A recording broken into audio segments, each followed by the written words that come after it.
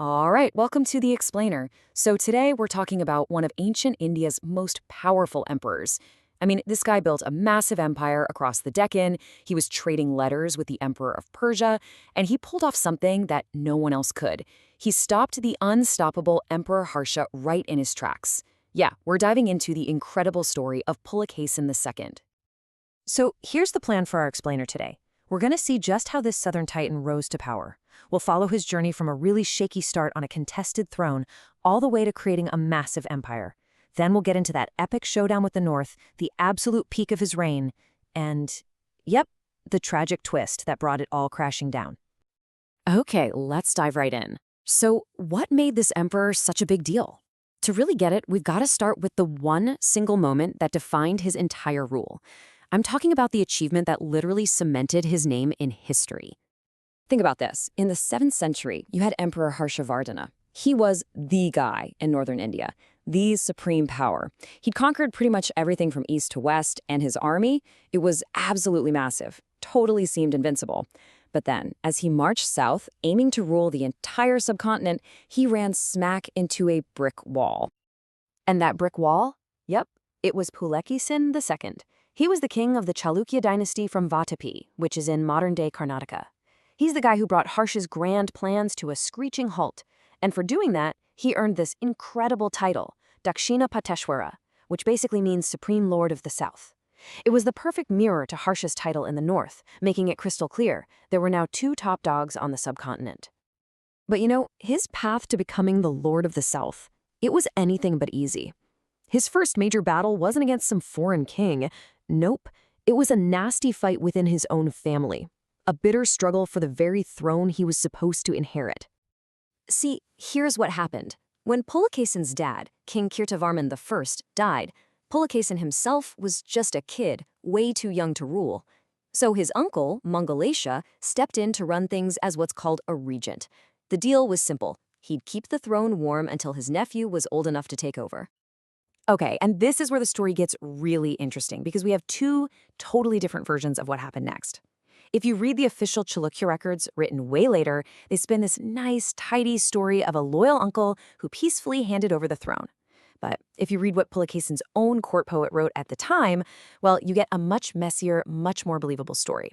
One where the uncle got a taste of power, got greedy, and refused to step down, leading to a full-blown civil war where Pulakesin had to fight and kill him to take his rightful place. But just winning that war against his uncle, that was only the first step. The whole kingdom was in chaos. Vassal states were declaring independence, other chiefs were rebelling, it was a mess. So what did Pulakesin do? He used this brilliant, classic strategy called Beha, which literally means divide and conquer. He played his enemies, like these chiefs, Apayika and Govinda, against each other so they could never team up against him. And then, and this was a genius move, after he beat them, he pardoned them. Just like that. It was a masterstroke that turned enemies into loyal subjects and helped him pull his fractured kingdom back together. All right, so with things finally settled at home, Pulakesin started looking outward. This is the moment he transforms from just a king into a true empire builder. He kicks off this incredible series of conquests that's about to completely redraw the map of the Deccan. And he was so methodical about it. First up, he takes down the Kadambas and captures their capital. Check. Next, he deals with the Gangas of Talakad, but instead of just conquering them, he makes an alliance and marries one of their princesses. Smart.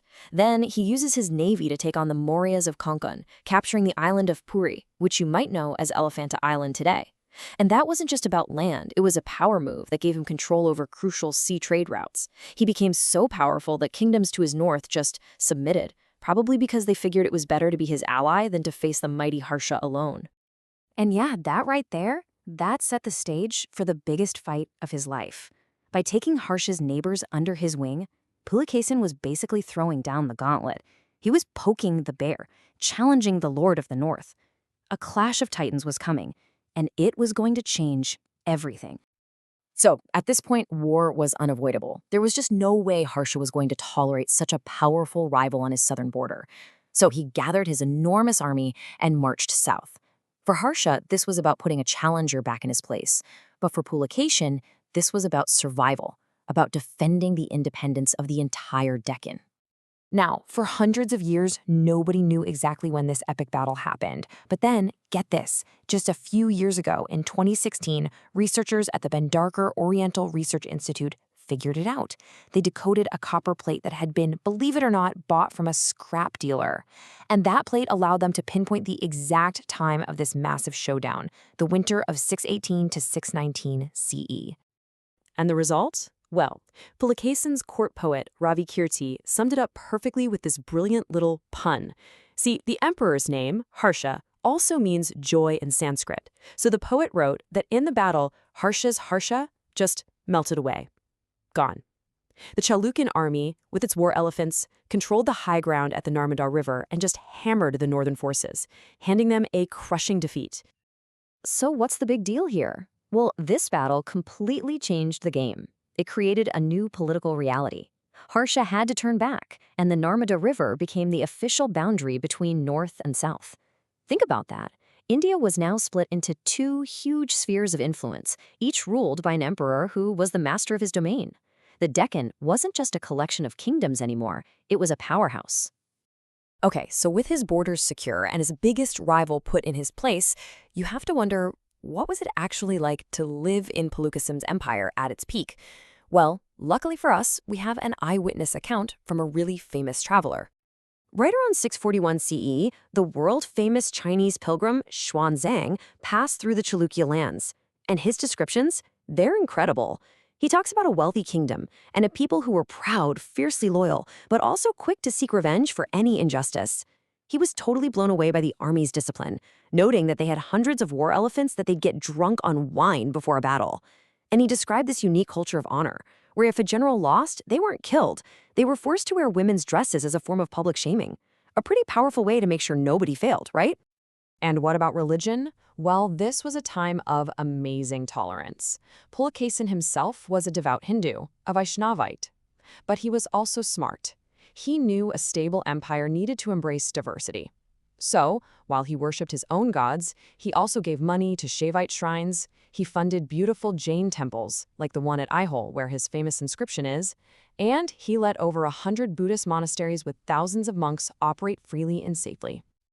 And his fame wasn't just confined to India.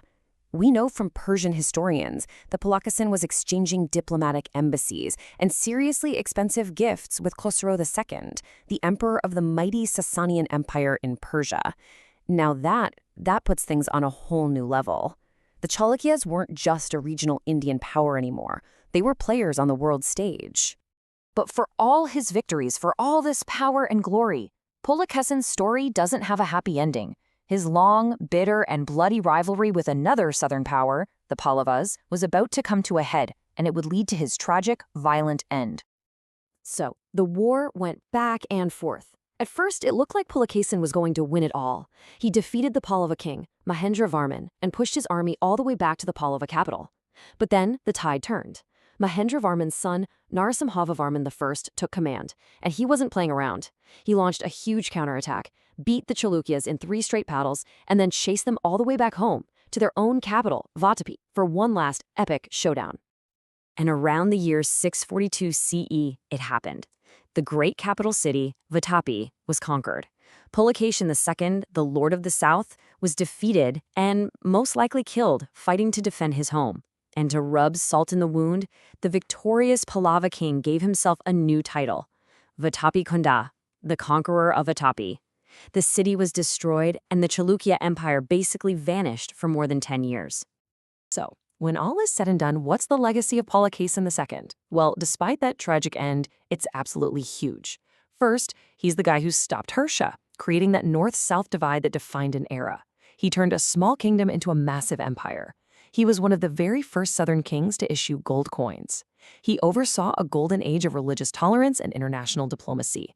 And, thankfully, because of his court poet, we have his story in incredible detail, giving us this amazing window into the past. And that leaves us with one final big what if. Pulakesin was so close to uniting almost the entire Indian peninsula under his rule. Just think, if he had won that final battle against the Pallavas, the history, the culture, the very map of India might look completely different today. We're left to wonder about the empire that almost was, which really cements his place as one of the most important and fascinating figures in all of Indian history.